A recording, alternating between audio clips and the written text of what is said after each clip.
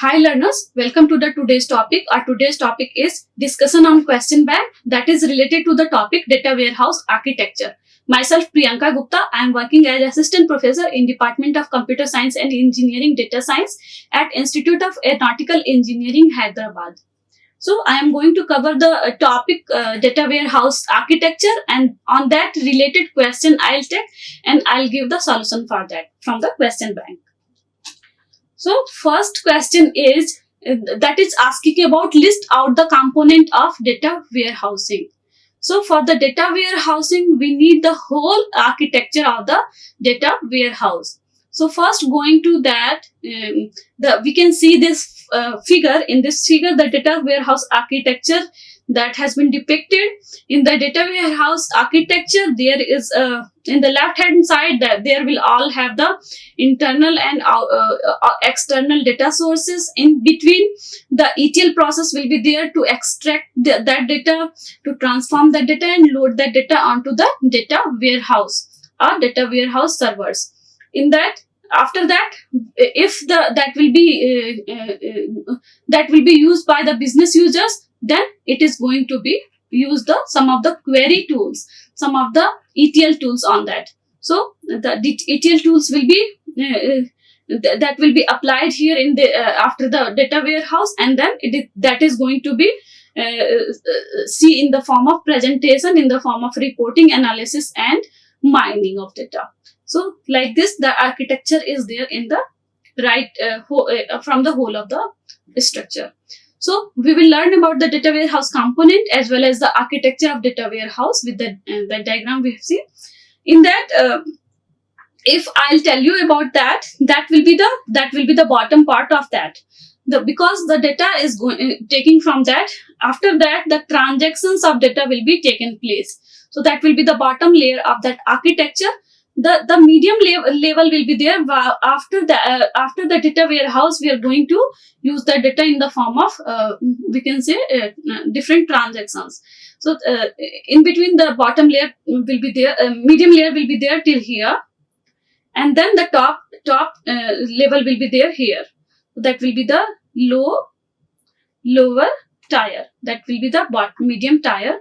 That will be the top tier. So like this, all the architecture will be displayed. In the top tier, while we are having the presentation of all the data warehouse reports and all the we can say frequent patterns. So we will be the end users, the business users, they will be able to see that data in the form of presentations, in the form of graphical queries, graphical we can say representations. So the data warehouse is based on the RDBMS server basically, which is a central repository of database that is having the data warehouse components around them. So there are mainly 5 data warehouse components are there. First is data warehouse database. So what is this? That is the central database actually in that architecture. That is a foundation of data warehousing environment. So that will be implemented onto the RDBMS theory. So that exactly work as a relational database management system. Second is ETL. That is nothing but the extraction, transformation, and loading of data. That will be sourcing, acquisition, cleanup, and transformation tools. So in that, the sourcing data, the transformation and migration tools will be used for performing all these conversion, summarization of data. We can say all the changes needed to transform the data in the unified format of in the data warehouse. So they are also called as ETL tools. Next is metadata. Metadata, the name suggests some high-level technology, data warehousing concepts. So however, it is very simple. Metadata is data about data, which is going to define the data warehouse. So that is nothing but the data about data. So the data that is depicting the data about that data. It is used for the building, maintaining, and managing the data warehouse. So basically that will takes place in the data warehouse phase, in the medium tier. Next is query tools. So what are the query tools? One of the primary aspect is that of the data warehouse to provide the information to the business users to make the decisions and to make the strategy. So the query tools that is going to allow the customers, they are going to allow the business users to interact with the data warehouse system. So that will have the graphical representation of that particular database. These tools fall into the 4 different category also.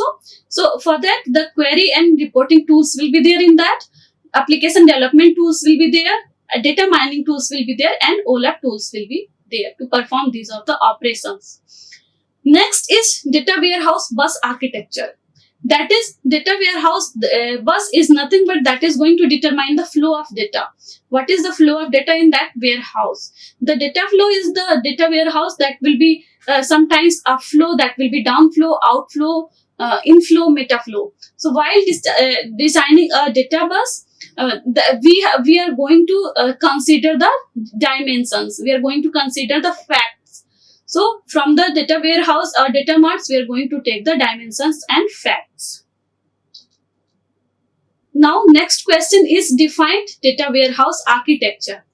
So data warehouse architecture is nothing but that is a complex and that is the information system that is containing the historical as well as the communicative data from the multiple sources.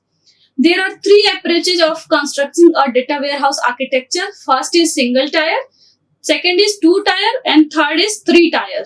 So the 3 tier architecture is nothing but that will be explained here. The single tier architecture will come here with the 3 tier architecture. So the single tier architecture's objective is that in the single layer, it is going to minimize the data, the amount of data that is going to be stored. So this is the goal is that they are to remove the data redundancy. What is the data duplication is there? We have to remove here in this architecture. So this architecture is not frequently using in the practice. Second is 2 tier architecture. In 2 tier architecture, it is the one data warehouse layer which is going to separate typically from the available sources as well as from the data warehouse. This architecture basically is not expandable and also not supporting a large number of users as well as large number of database. It is also has connectivity problem because of the network limitation. So that will also be not used. So single tier architecture and 2 tier architecture, they are not in use nowadays. Next is 3 tier database architecture. So this is the most widely used architecture of database warehouse. It consisting of top, middle and bottom tier. As I have I told you about that database warehouse architecture in the first slide. Second will be the bottom tier, the database of the data warehouse system as the bottom tier. It is usually a relational database system. Data will be cleaned, data will be transformed, data will be loaded into this layer using for the backend tools. Third will be the middle tier. So in that, the middle tier.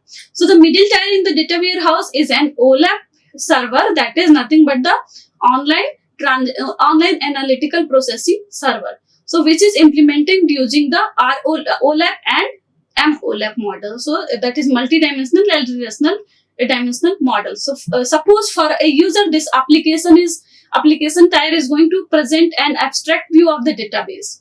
This layer also acting as a mediator between the end user and the database or data warehouse. So after the data warehouse, that will be taken place as a OLAP server, or we can say the middle tier.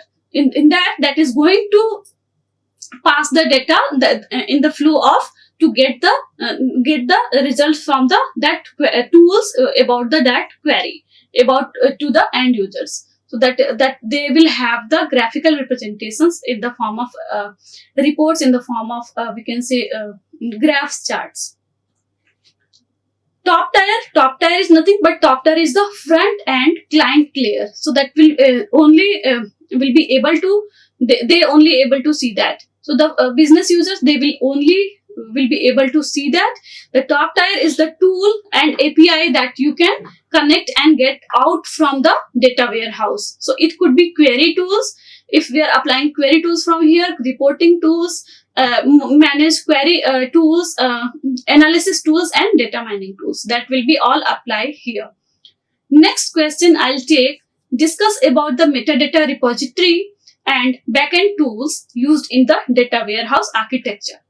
So as we have seen, the term that metadata has came earlier also, and backend tools that has also came earlier. So what is metadata? Metadata is simply defined as a data about data. So the data that is used to represent the other data is known as a metadata. For example, the index of a book, that is going to serve as a metadata for the contents of the one book. So that is the understanding about the metadata definition. In other words, if we can say that metadata is a summarized data that leads us to going through with the detailed data. So metadata can hold all kind of information about the data warehouse data, like it will have the source for any extracted data. What is the source for that? Use of that data warehouse data. What is the use of that data? Any kind of data and value. If any other type of data is there, what is the data and value is there? Features of data, the features related to that data. Transformation logic for that extracted data. What are the techniques we have applied for that? Data warehouse tables and their attributes, data warehouse object, and timestamps. So these were the few information will be there in the metadata as a indexing. In the terms of data warehouse, we can define the metadata as follow. Metadata is a roadmap to a data warehouse. Metadata is a data warehouse that defines the data warehouse objects.